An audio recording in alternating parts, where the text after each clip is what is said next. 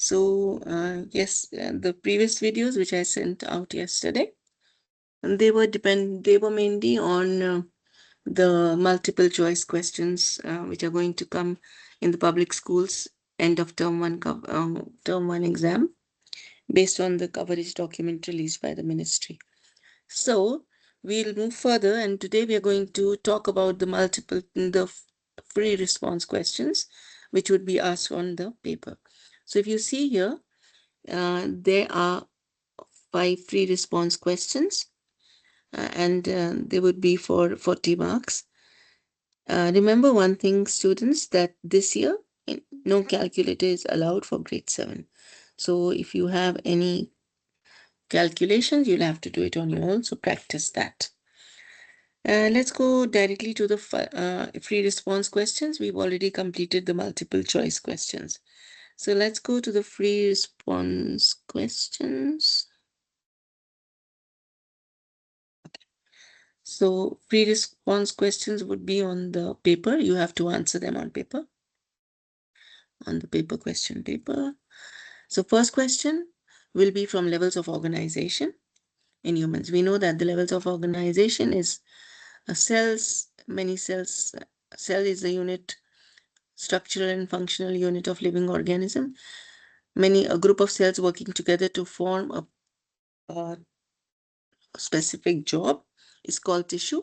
Then many tissues together form the organ system, and many organs working on the same job or same function, specific function, they form the organ system. So this is the order, and organ systems work together, coordinate together, and form the organism. So here they've given you one question. What is wrong here is that organs and cells we have to switch them to get it in correct order. So we'll have cell, tissue, organ system, and organism. Then they said investigation page 9. Here it says, what type of cell do you think each is? It had given the muscle cell and etc. So if you see these 4 cells that have been mentioned in your book also. What is the work of the nerve cell? The nerve cell takes messages. It takes messages from the sense organs to the central nervous system, and also it takes messages from the central nervous system to the effector organs, the effector muscle. Then the red blood cell, work of the red blood cell is to transport oxygen. The bone cell is forming the bone. The muscle cell contracts and relaxes. So these are the different types of cells, and they have different jobs. Now, what is cell differentiation? As the multicellular organism grow, the cells divide and they form new cells. The first cell that is formed, then they make or they become any type of other cell. Like the first cell will become, maybe it will become a nerve cell or a red blood cell or a bone cell.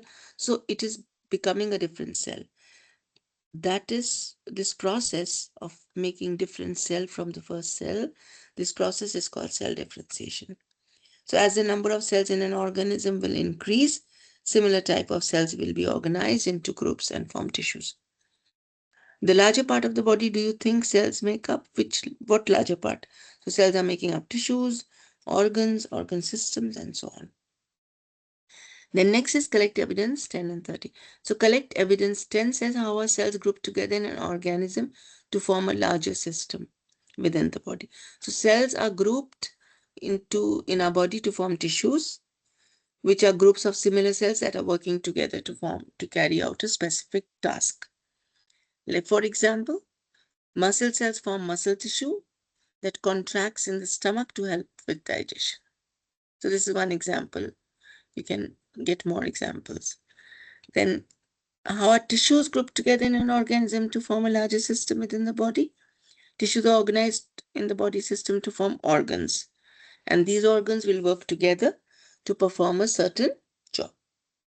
For example, nervous tissue, muscle tissue, epithelial tissue, connective tissue, they are organized to form an organ, for example, heart, and its work is to circulate blood in the body. Or they organize to form the stomach, which is helping in digestion. You know that animal cells are made up of 4 types of tissues. nervous, muscle, epithelial, and connective. You can also give examples from plant cell, not only. But since they've mentioned human body, so we're talking about human cells. Okay. Then the three-dimensional thinking, page 42. So you say, why do muscle cells have so many mitochondria? You know, muscles, their work is to contract.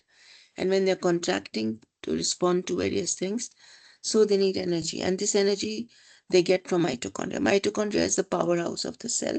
So it gives energy. That's why they are packed with mitochondria. What is the effect when a muscle contracts? When a muscle contracts, it means it becomes shorter, it shortens. But when it relaxes, it comes back to its original shape. Okay, then the question number 2 is talking about the types of movable joints. So you should know the figure, as I told you, like in the multiple choice also. You should be able to identify the joint from the figure. Any figure, they can give you this figure, they can also give you this figure. So you should know both the figures. You should know the name of the joints like ball and socket joint, hinge joint, pivot joint. You should know the description. How is movement being possible in this joint? So in ball and socket, it allows bones to move and rotate in nearly all directions. Free movement. Example is hips and shoulders. Hinge joint allows bones to move back and forth, one direction, single direction. Example are fingers, elbows, knees. These are example of the hinge joint. Pivot is allowing bones to turn. Like a neck, you can turn your neck. You can turn your lower arm below the elbow. So this is lower arm below the elbow, you can turn it. So these are the examples of pivot joint. What is a joint? A joint is where two bones are meeting. Like here, this two or more bones meet, that is a joint. And what does the joint do? It gives flexibility and allows movement. So joints provide flexibility. Sometimes in the question they ask you this. So you should know that joints are giving flexibility. Now there is a structure, tissue, which is joining the bone to a bone. Like here you see this strand. This is a tissue, this white band-like structure. This is a tissue which is joining this bone to another bone. Then here you can see so many tissues which are joining bones. So what does the tissue do? This tissue, the name is ligament. We call it the ligament. Here you can see ligaments. So what is the work of the ligament? It can stretch. Ligaments can stretch. They can stretch. So they can stretch to bring about movement, to bend, but they will not let the bones shift away from each other. The bones will remain close to each other. They're not going to shift away. So that's the work of the ligaments. So please go through this table very well. Then page 42, use the diagram below to answer question 5. This is which joint? It is a pivot joint. And where do we find it? Out of these, we find it in the neck. So that is question number 2. Then the third question will come from the moving materials, circulatory and respiratory system, how they are working together to move carbon dioxide and oxygen, and what is the role of blood in our breathing. Go through this figure, go through the labeling, very, very important. Here you have the pharynx. First we breathe in through our nose, then it goes to the pharynx. From the pharynx, the air travels through the trachea. This is the trachea. Then there are lungs. These two lungs, left and right. And the trachea divides into both the lungs, which forms the bronchi. There is a muscle, dome-shaped muscle below the lungs, that is the diaphragm. The labeling is important. So oxygen enters our body when we inhale or breathe in. Carbon dioxide goes out, leaves our body when you exhale or when you breathe out. When you inhale, air enters, how does it come in? It enters the nostrils, passes through the pharynx. Now, pharynx is a passage, it's a way, it's a passageway at the top of the throat. Now, this is a common passage. It allows air to go, food and liquids all go through pharynx. It's common. It's common between the digestive and the respiratory system. Then, because pharynx is part of the throat, it is part of both digestive. Remember this. It's part of both digestive and respiratory system. Food goes through the pharynx, food goes to the esophagus, and air goes to the trachea. Now it will separate. So from pharynx is common, from pharynx it is going to separate. Food goes to esophagus, digestive system is esophagus is a part of the digestive system, and trachea is a part of the respiratory system. Don't get confused in these two terms. Air travels through the pharynx to the trachea, and this trachea is held by open C-shaped rings of. They ask you sometimes, why does trachea have C-shaped rings of cartilage? Here you can see the cartilage rings. They are like rings around the pharynx. They are C-shaped, and they are very important because they keep the windpipe open. The trachea is also called the windpipe. Trachea, another name, common name we say is the windpipe. So the rings don't let it collapse, don't let it close, the cartilage, because they are made up of cartilage. Because it is a long, and this trachea is a long tube-like organ that connects the pharynx to the bronchi. Then here are the bronchi. Bronchi are two narrow tubes. One goes in the left lung, one goes in the right lung. Lungs are the main organs of respiratory system. Inside the lungs, the bronchi will continue to branch into smaller branches, and then we call them the bronchioles. So what is the order? The order is from nose. From the nose, it goes to the pharynx. Pharynx is the common passageway for food as well as air. Then from the pharynx, the air goes into the trachea. Now this separates, right? Food and air separates. Air goes into the trachea. Trachea has cartilage rings, C-shaped. They do not let it close or stick to each other, uh, or collapse. So it leaves it open so that the air can easily move in the trachea. Then the trachea, it connects the lungs. The bronchi to the pharynx, and then the bronchi. There are two tubes which are dividing, and they're leading into the lungs. Then the bronchi will go on dividing into narrow and narrower tubes, and they are known as the bronchioles. Now, how do we breathe in? How do we breathe? It's like physical science connection page. When high levels of carbon dioxide build up in your blood, the nervous system signals your body to breathe out. How does this happen? That means you need to know the process of inhalation and exhalation. When carbon dioxide is too much, it has to go out. So you have to exhale. How will you exhale? What is the process? What is the mechanism of exhalation? And when you need oxygen, you need to inhale. So what is the mechanism? So one important muscle is the diaphragm. As I told you, this is the dome-shaped muscle below the lungs. The diaphragm is a large muscle below the lungs. It contracts and relaxes. So when the air has to move in and out, diaphragm is playing a major role. It contracts and relaxes. So when it contracts, then it will like go down, it will move down, and it will increase this space, this volume will increase. So here if you see, the movement of your diaphragm causes changes in the air pressure inside your chest. How does it change the air pressure? Because when it goes down, then the space increases. Here the volume increases. And remember this, when volume increases, pressure decreases because the particles get enough space, so the pressure becomes less. Volume increases, pressure decreases. Opposite happens when the diaphragm moves up, the space becomes less. Particles come so close to each other that the pressure will increase. Volume becomes less, volume decreases, pressure increases. Opposite. Volume increases, pressure decreases, volume decreases, pressure increases. So, what happens in breathing? Breathing occurs because of the changes in the pressure. When your diaphragm contracts and moves down, air will rush in. Why? Because the pressure decreases.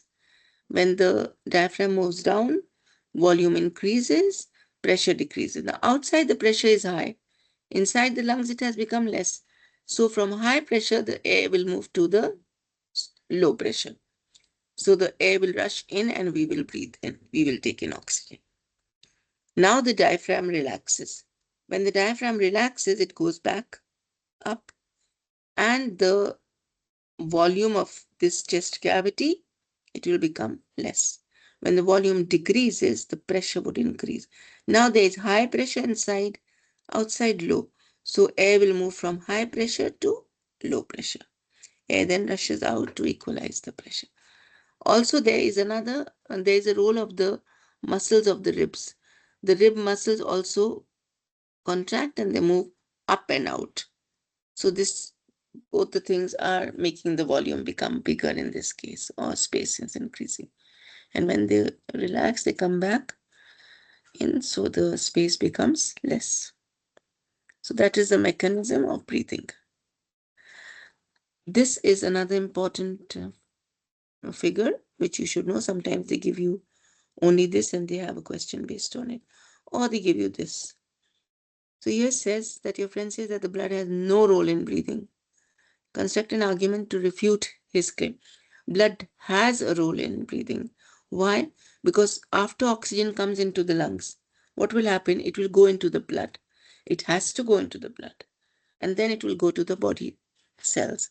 And same way, carbon dioxide from the body, it goes to the blood and it comes out it comes to the alveoli and comes out. It is really, so blood is playing a very important role in breathing. Okay, here you see that in the lungs, the bronchioles, at the end of the bronchioles, I told you the bronchi divides and redivides into smaller tubes, which are called bronchioles. And at the end of the bronchioles, you see these are all bronchioles. At the end of the bronchioles, we have alveoli. They are sacs or pouches, small pouches, which are called alveoli. Single is alveolus and plural is alveoli. Now, the gas exchange is taking place in the alveoli. Sometimes the question of where is the gas exchange taking place? So you will not say gas exchange is taking place in the lungs. You will specify it takes place in the alveoli. During gas exchange, what's happening here? This is the blood vessel and this is the alveoli, this part. This is the alveoli. So oxygen from the alveoli will go into the blood vessel. The red blood cell will take it. And carbon dioxide, which is coming with the blood, it goes into the alveoli. This capillary is found here. See, these capillaries are there all along the alveoli. So this is how the gas exchange is taking place. Alveoli look like bunches of grapes at the ends of the bronchioles. Like tiny balloons, the alveoli fill with air when you breathe in. So when you're breathing in, just like a balloon, they fill with air. They contract and expel air when you breathe out. The image below, how blood vessels surround an alveolus. So this is how the blood vessels, they are surrounding the alveolus. The walls of the alveoli are only one cell. They're very thin walls. Why they are thin? So that it's easy for the exchange of gases.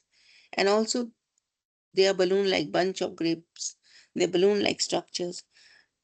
Why they are like that? Because they are increasing the surface area so that more gas exchange can take place. The gas exchange rate can be high.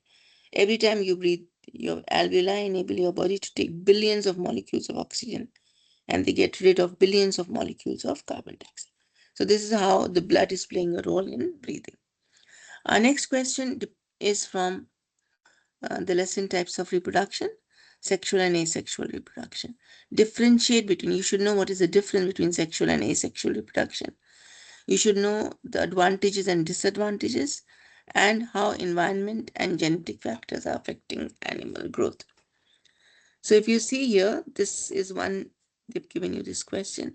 This is one organism which is called Hydra. So Hydra, when it has to produce offsprings, then a small bud grows on the organism and then it will grow and develop and it will look like its parent organism, and it forms a new organism.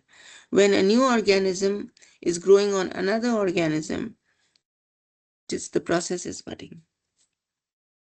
So what evidence do you observe that the Hydra has a growth that appears to grow larger? This is a growth which is growing larger.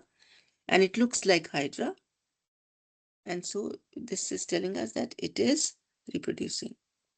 What are the advantages and disadvantages? It is advantages because it is easy to reproduce. And disadvantage that it can have many individuals, all identical individuals. So here this is important, the advantages and disadvantages of the two types of reproduction. But before this, we'll do the different types of asexual reproduction. Asexual reproduction is when only one parent organism is involved. Then that type of reproduction is called asexual. Asexual can be different types. One is regeneration, when an organism or an offspring is growing from a piece of the parent. For example, you studied in the lesson, sea stars were chopped into pieces and thrown into the sea. And then when the fishermen came back, they saw that there were so many sea stars. So from each piece, a new sea star formed. This process is regeneration. So they are growing from a piece of the parent. But when the offspring is growing from a leaf, a stem, from a plant, that is known as vegetative reproduction. It is also asexual reproduction. So they are growing from a part of the parent plant. Budding, I already told you, reproduction when organism grows in the body on the body of its parent. Then the other type of reproduction is sexual reproduction. In this, two parents are involved, genetic material combined, and so the offspring that are produced are genetically different from each other. They are like different, there's variation. In sexual reproduction, each parent contributes half of the genes, half genes coming from one parent, half coming from the other parent. Offspring have two of each chromosomes and therefore two alleles of each gene. So each gene has two alleles. One is from one parent, one is from the other parent. Okay, so here, what are the advantages of asexual reproduction? Asexual reproduction enables organisms to reproduce without a mate. They do not need a partner, without a mate. And searching for mate is time consuming. It takes time and energy. So that's one advantage, that it does not need a mate. Also, it enables some organisms to rapidly reproduce. They will produce offsprings very fast, large number. What is the disadvantage of asexual reproduction? It results in little genetic variation because there is no combination of genetic material. So little variation. Genetic variation so if there is a disease, it will continue from one generation to another. So there is less chance for surviving if there is an environment change. Another disadvantage of asexual reproduction is that supposing there is a mutation, suddenly a mutation is formed because of some genetic changes suddenly. So now if it is harmful, it's like a disease, or if it is harmful, it will continue to go on and pass on from the parent to the offspring. And this could also affect the ability to survive. So these are the advantages and disadvantages of asexual reproduction. Then we come to sexual. In sexual reproduction, what is good point about it? That there is genetic variation because the genetic material is combining. So individuals within the population are different. They are not exactly the same. There are slight differences. This can be advantages because if there is a change in the environment, some individuals can survive. So all are not going to get like not able to survive or die. So they survive the changes, harsh conditions. They can survive the harsh conditions like severe cold or drought. And then also there can be some individuals which are resistant to some diseases. So this genetic variation is good. A disadvantage of sexual is that it needs a mate, and it will take time and energy to find a mate. Then organisms will have to become mature first to produce sex cells. So they have to mature. They'll grow, they'll develop only when their sex cells will form only when they are mature. The sex cells are eggs and sperm. Before they can reproduce, organisms have to find mates. Searching for a mate is a long time and it needs energy. So, and when they're going in search of mate, they can also come across predators, diseases, or harsh condition. This is very important table. So you should go through it and understand the advantages and disadvantages of the both type of reproduction. This is comparison. How is sexual reproduction and asexual reproduction? You compare and contrast. Both same thing. What happens is both create new organism, produce offsprings. What is different? They require more than one organism. Sexual reproduction needs two parents, and the offsprings are genetically unique because there is genetic variation. Here it requires only one organism, genetically identical, or offsprings are genetically identical. So if they're asking you to compare what differentiate between sexual and asexual, you'll just write this. If they say disadvantages and advantages, then you have to mention these points. Is that clear? Okay, so it says what are the advantages and disadvantages of the different types. So same thing, advantages and disadvantages to sexual. Sexual reproduction is advantageous because it results in genetic diversity. Different alleles were inherited from each parent. This can make organism more resilient, can survive harsh conditions or any environmental change. Disadvantage includes that it needs time and energy. Asexual reproduction requires less time, less energy, but does not result in genetic variation. Offsprings are genetically identical to the parent. Now, the next question would be this chart on page 163. What is innate behavior and learned behavior? We've studied about courtship behaviors. Now, here the innate and learned behavior. Innate behavior means something which is being inherited from the parents, something which comes from the parents to the offsprings. So parents and offspring both engage in certain behaviors and increase the probability of young animals will survive. Some are inherited and some are learned. So innate behavior is the inherited behavior which you're getting from the parents. Learned behavior is something which is developed through experience through their lifetime. For example, spiders, when they are born, the spiders know how to build web in order to catch food. So this is innate behavior. Tadpoles, when they hatch, they immediately can swim. They know how to swim. It's innate. And this, because they know how to swim, they can survive the danger of the predators. On the other hand, birds have to learn how to fly. They will have a trial and error method. They fly, then they may fall, then they have to like keep on trying, then they would be able to fly. So this is a learned behavior. They learn it from their parents. Turtles, they return to the beach where they were born to lay their eggs. These turtles, they have imprints on the beach. They leave some marks on the beach so they can come back. And so these are the learned behavior. Here are some examples of innate behavior. Birds building nest, then humans sneezing and blinking, spiders making webs. Then here, learned behavior, learning to ride a bicycle, speaking any language, solving math problems. A dog is trained, so it's learned behavior. Birds learning the route, how to migrate. So all these are learned behaviors. So you should know the difference between innate and learned behavior. So that's it for your FRQs. And I think you must have understood these topics. Try to go through your lessons, also these 4 lessons, which are important, and you'll be able to do it. Inshallah, you're going to max your paper. Just work hard. You have less time.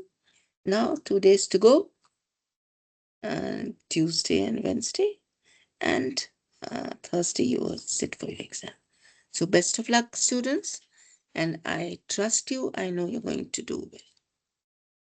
Thank you. Go through this. If you have any question, anything you want me to explain to you, feel free to ask me. Okay, thank you. Bye.